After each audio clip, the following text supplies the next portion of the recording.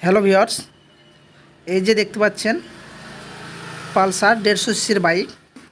আজকে যেই কথাগুলো আমি বলছি খুব গুরুত্বপূর্ণ কিছু কথা। আপনারা ভালোভাবে ভিডিওটি দেখবেন এবং কথাগুলো শুনবেন। আপনারা বুঝতে পারবেন যে বাইকের কোন স্পেয়ার পার্টসটা কত টাইমের মধ্যে চেঞ্জ করতে হয়। তো এটি পালসার বাইক। তো চলেন আমি দেরি না করে ভিডিওতে চলে যাই। এই বাইকটি হলো UG4 বাইক, খুব ভালো বাইক।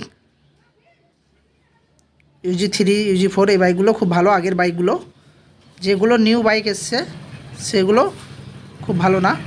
আর দেখতে পাচ্ছেন এই বাল্ব, তো আমি এই LED বাল্ব লাগাচ্ছি। এই কারণেই লাগাচ্ছি লাইটটা বেশি পাওয়ার জন্য, রাত্রে যাতে অসুবিধা না হয়। আপনারাও কিন্তু কম প্রাইজের মধ্যে এই লাইটটি ব্যবহার করতে পারেন। তো এটি প্রাইস হচ্ছে 250 টাকা।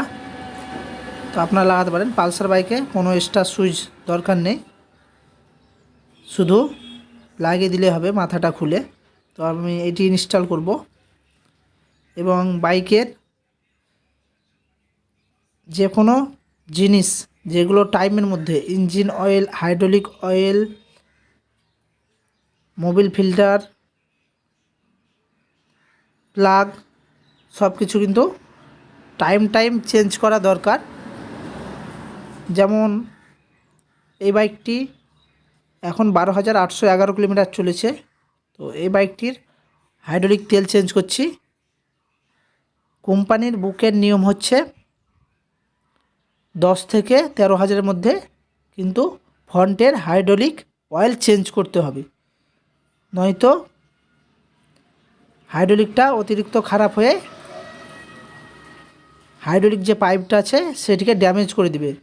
তারপর কিন্তু অয়েল সিলটা কেটে পাইপটা নষ্ট হয়ে গেলে অতিরিক্ত খরচাতে পড়ে যাবেন। তো আপনারা এই ভিডিওতে দেখে সব কিছু জেনে রাখবেন, আপনাদের সুযোগ সুবিধা হবে। আপনারা বুঝতে পারবেন যে কোন স্পেয়ার পার্টসটা কত টাইমের মধ্যে চেঞ্জ করতে হয়। তো ভিডিওটি সম্পূর্ণ দেখবেন, ভিডিওটি টান দেবেন না। তো আমি LED লাইটটি এখন ফিট করব এবং আপনাদেরকে জ্বালিয়ে দেখাবো। তার আগে হাইড্রোলিকের তেলটা দেখাচ্ছি। 12,000-এ দেখতে পাচ্ছেন কতটা নোংরা হয়ে গেছে তেল, অনেকটাই। তো আপনারাও চেঞ্জ করে দিবেন, নয় না চেঞ্জ করলে কিন্তু আপনাদের সর্বনাশ আপনারা নিজেই করছেন। পাইপ খারাপ হয়ে গেলে কিন্তু আপনাদের 150 টাকার জন্য কিন্তু 2,000 টাকা নষ্ট হবে। তখন পরবর্তীতে 2,000 টাকা আপনাদেরকে খরচা করতে হবে। তো আপনারা এই সবগুলো নিয়ে বাইকে ধ্যান দেবেন যে কোন স্পেয়ার পার্টসটা কত টাইমের মধ্যে চেঞ্জ করতে হয়, সেটা ঠিকঠাক করবেন। তাহলে গাড়ির আপনাকে বেশি খরচা করতেও হবে না এবং কম খরচের মধ্যেও কিন্তু আপনি বাইকটি ভালো রাখতে পারবেন। তো LED হেডলাইটটি দেখতে পাচ্ছেন, আবার ডিপার করে জ্বালিয়ে দেখালাম। আর যে বাল্বটি ছিল ফোনেক্সের সেটি খুলে ফেললাম এখন। আর হাইড্রোলিক তেলের অবস্থা দেখতে পাচ্ছেন। তো আমি টাইম যেগুলো দরকার সেগুলো চেঞ্জ করলে হবে। বাইক যে অতিরিক্ত ফুল সার্ভিস করতে হবে তার কোনো প্রয়োজন নেই।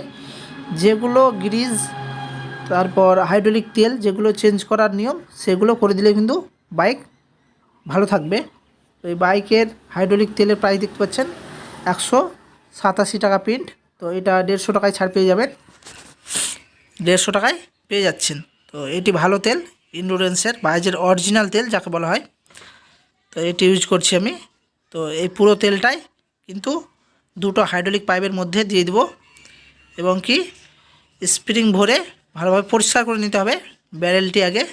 পুরাতন তেলগুলো কেরোসিন দিয়ে হোক, তারপিন দিয়ে হোক, তার পরবর্তী স্প্রিং ভরার পর তেল ঢেলে 10 বার পাইপটিকে ওপর নিচ করতে হবে, আপ ডাউন, যাতে ভিতরের হাওয়াটা ভালোভাবে বের হয়ে আসে। নয়তো পুরো তেলটা ভরার সময় হাইড্রোলিক কিন্তু আগের মতো কিন্তু আসবে না, বাইকের ওই পারফরমেন্সটা আসবে না। তার জন্য বলছি ভালোভাবে স্প্রিংটা দিয়ে তেলটা ভরে 10 বার আপ ডাউন করে পাম্পের হাওয়াটা পুরো বার করতে হবে, তারপর হাইড্রোলিকটি কন্ট্রোল আসবে। তো এই বাইকটি আমি পেছনে brake shoe, engine oil, hydraulic তেল, এয়ার ফিল্টার এগুলো চেঞ্জ করে দিয়েছি। আর বাইকের মোবিলের ইঞ্জিনের আওয়াজটা আপনারা শুনতে পাচ্ছেন, একদম নিখুঁত আওয়াজ।